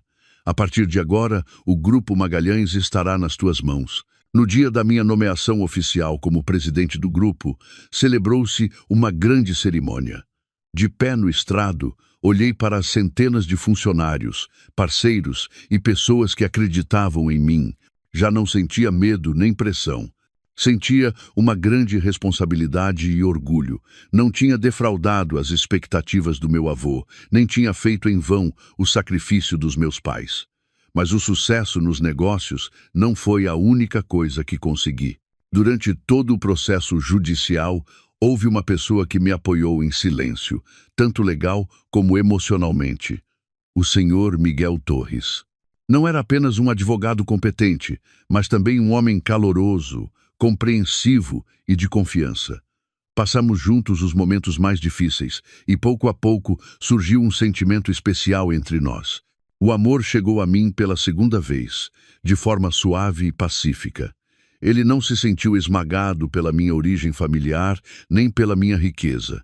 Amava a pessoa que eu era, a minha força e a minha perseverança. Ao seu lado, podia ser eu mesma, sentir-me verdadeiramente amada e respeitada. Um ano depois, celebramos um pequeno e caloroso casamento numa praia soalheira e ventosa. Convidamos apenas a família e os amigos mais próximos. O meu avô, na sua cadeira de rodas, pegou na minha mão e entregou-a ao Miguel. "Cuida bem da minha Sofia", disse, feliz e com os olhos lacrimejantes. "É uma menina que sofreu muito." Olhei para o homem que estava ao meu lado, a pessoa com quem passaria o resto da minha vida. Sorri com uma satisfação genuína. A minha vida tinha passado por uma grande tempestade. Essa tempestade varrera tudo o que era falso e podre, deixando no seu lugar um céu claro e azul e um amanhecer deslumbrante. Naquela noite, depois de a festa ter terminado e todos os convidados se terem ido embora, só ficamos o meu avô, o senhor Almeida, e eu na sala de estar. O ambiente era tranquilo, só se ouvia o suave murmúrio das ondas ao longe. O meu avô parecia cansado, mas muito feliz. Olhou-me com olhos cheios de afeto. "Sofia, finalmente encontraste o teu refúgio de paz. Agora este velho pode descansar tranquilo." Peguei na sua mão magra, o meu coração cheio de gratidão. Se não fosse por si e pelo senhor Almeida, não sei o que teria sido da minha vida. Devo-lhes a vida a ambos. O meu avô sorriu com doçura e abanou a mão. "Entre família não há dívidas. És minha neta. O sangue da família Magalhães. Proteger-te é a minha responsabilidade." O senhor Almeida, que estava de pé a um lado, também sorriu. Ver a menina feliz é a maior alegria do presidente e a minha. Sentamo-nos juntos a recordar o passado, não com amargura nem ódio, mas com uma profunda reflexão. Cada acontecimento, cada dor, foi uma lição, um tijolo que construiu a pessoa que sou hoje. Mas no fundo do meu coração ainda havia uma pergunta por resolver. Avô, hesitei. Como soube naquele ano que o João Monteiro era uma má pessoa? Como pôde ver a verdadeira natureza de alguém com apenas um olhar? O meu avô guardou silêncio por um momento. O seu olhar perdeu-se no mar noturno, como se recordasse uma história de há muito tempo. "Não soube com um único olhar, menina", disse em voz baixa. "Antes de o trazeres à casa para mo apresentares, já tinha mandado investigar sobre ele. Fiquei gelada. Então já sabia. Sim", assentiu ele. Sabia que a sua origem familiar não era tão simples como ele dizia. O pai dele era um conhecido jogador, cheio de dívidas. A mãe dele, a Carmo, também não era uma santa. Sabia que a sua aproximação a ti não era uma coincidência. Mas, naquela altura, estavas perdidamente apaixonada. Não terias acreditado numa única palavra do que eu te dissesse. Quanto mais eu me opusesse, mais terias querido segui-lo. Por isso, tive de te dar aquele ultimato tão cruel. Esperava que as dificuldades e as privações de uma vida normal te fizessem entrar na razão, mas não sabia que serias tão forte e paciente. Cada uma das suas palavras foi como a última peça de um puzzle, completando a imagem perfeita. Desatei a chorar, não por dor, mas comovida pelo seu amor silencioso e pelo seu profundo cálculo. Mesmo quando lhe virei as costas, ele sempre me tinha estado a observar e a preocupar-se comigo. "E o dos meus pais?" Perguntei com a voz a tremer. Uma velha dor ressurgiu. Também teve a ver com conspirações de negócios? O meu avô guardou silêncio durante muito tempo. Até o som das ondas lá fora pareceu suster a respiração. "Sim", admitiu finalmente, e a sua voz estava tingida de uma tristeza infinita. O acidente daquele ano não foi um simples acidente. Foi um assassinato planeado pelos concorrentes do nosso grupo. Os teus pais pagaram o preço do meu sucesso. Fechou os olhos e uma lágrima rolou pela sua bochecha enrugada. Esse é o maior arrependimento da minha vida, Sofia. Não consegui proteger a minha filha e o meu genro. Por isso, tinha de te proteger a ti com mais razão. Não podia permitir que essa tragédia se repetisse. A última verdade tinha sido revelada. Uma verdade terrível, mas que explicava tudo. Compreendi o fardo que o meu avô tinha carregado durante tantos anos, porque era tão rigoroso, porque sempre tentava proteger-me. Abracei-o com força. Avô, isso são águas passadas. Os meus pais, do céu, de certeza que não lhe guardam rancor. Agora, tem-me a mim, ao Miguel e ao Sr. Almeida. Abraçamo-nos assim, avô e neta. 2 gerações a partilhar a dor e os segredos enterrados durante décadas. Naquela noite, compreendi que a família não é apenas o lugar onde nascemos, mas o lugar a que voltamos depois da tempestade, um refúgio sempre disposto a proteger-nos e a acolher-nos incondicionalmente. Depois do casamento, a minha vida entrou num novo capítulo, um capítulo de verdadeira paz e felicidade. O Miguel era um marido maravilhoso, não só me amava, como também respeitava muito o meu avô. Partilhava tudo comigo, desde os assuntos do grupo até as pequenas coisas da casa. Ao seu lado, recuperei a sensação de ser uma mulher normal, amada e protegida. A Fundação Sofia Magalhães, sob a minha direção, cresceu cada vez mais e ajudamos inúmeras mulheres, não só com apoio material, mas também devolvendo-lhes a fé na vida. Cada uma das suas histórias, cada um dos seus sorrisos era uma grande motivação para mim. Um dia, recebi uma carta anônima. A letra era canhestra. Por curiosidade, abria. Para a senhora Sofia Magalhães. Sou a mãe do João, a Carmo. Escrevo-lhe esta carta da prisão. Não espero o seu perdão. Só queria dizer-lhe uma coisa. Desculpe. Errei. A ganância cegou-me. Destruí a minha própria família com as minhas próprias mãos. Empurrei o meu filho e a minha filha para a prisão. Arrependo-me tanto. Todas as noites sonho com o que fiz. Vejo a sua figura a chorar no meio de uma noite de inverno. Sei que não há segundas oportunidades. Só espero que a senhora viva feliz, por nós também, uma pecadora. Depois de ler a carta, o meu coração estava calmo. Não sentia nem euforia nem compaixão, apenas uma sensação de paz. Todo o rancor se desvaneceu com estas letras. O passado estava completamente encerrado. Duraria muito tempo esta nova felicidade? Ou os fantasmas do passado tinham realmente adormecido? A vida ainda tinha muitos caminhos imprevisíveis pela frente. Anos depois, quando as ondas turbulentas do passado se tinham retirado por completo, a minha vida decorria na calma que tanto ansiava. O Miguel e eu tivemos uma filha preciosa. Chamámo-la Alma, com a esperança de que a sua vida fosse sempre serena e livre. Era o fruto do nosso amor, a nossa alegria, um raio de sol que aquecia toda a mansão. O meu avô, embora de idade avançada, parecia ter rejuvenescido desde o nascimento da sua bisneta. O seu maior prazer era sentar-se na sua cadeira de rodas todos os dias e ver a Alma a balbuciar e a dar os seus primeiros passos no jardim.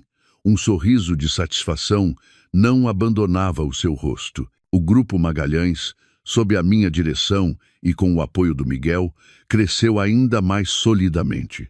Centramo-nos não só nos lucros, mas também nos valores sustentáveis e nas atividades para a comunidade. A Fundação Sofia Magalhães também se tornou uma instituição de confiança, um refúgio comum para milhares de mulheres em todo o país. Às vezes, chegavam-me notícias de pessoas do passado. Diziam que o João, depois de cumprir a sua pena, vivia sozinho, sem vínculos, a fazer trabalhos duros para sobreviver. O seu antigo aspecto sofisticado e elegante tinha desaparecido e tinha envelhecido muito. A Lúcia, depois de sair da prisão, também não encontrou um trabalho estável. A vida dura tinha a despojado dos seus hábitos de luxo e a tinha tornado numa pessoa mais silenciosa e reservada. Já não me interessavam. As suas vidas, os caminhos que escolheram, eram responsabilidade deles.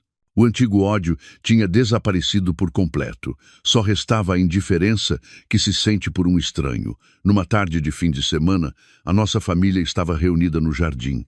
O Miguel ensinava pacientemente a Alma a andar de bicicleta, enquanto o meu avô aplaudia e incentivava ao seu lado. Eu, sentada num baloiço, lia um livro e olhava para eles com um sorriso. A cena era realmente pacífica e feliz. De repente, o Sr. Almeida aproximou-se com uma expressão algo séria. "Menina, alguém quer vê-la?" "Quem, Sr. Almeida?" perguntei. "O Sr. João Monteiro." Fiquei gelada. "O João, depois de tantos anos, por que vinha procurar-me aqui?" "Diga-lhe que não estou", respondi com frieza. Não queria que nada do passado perturbasse a minha vida atual.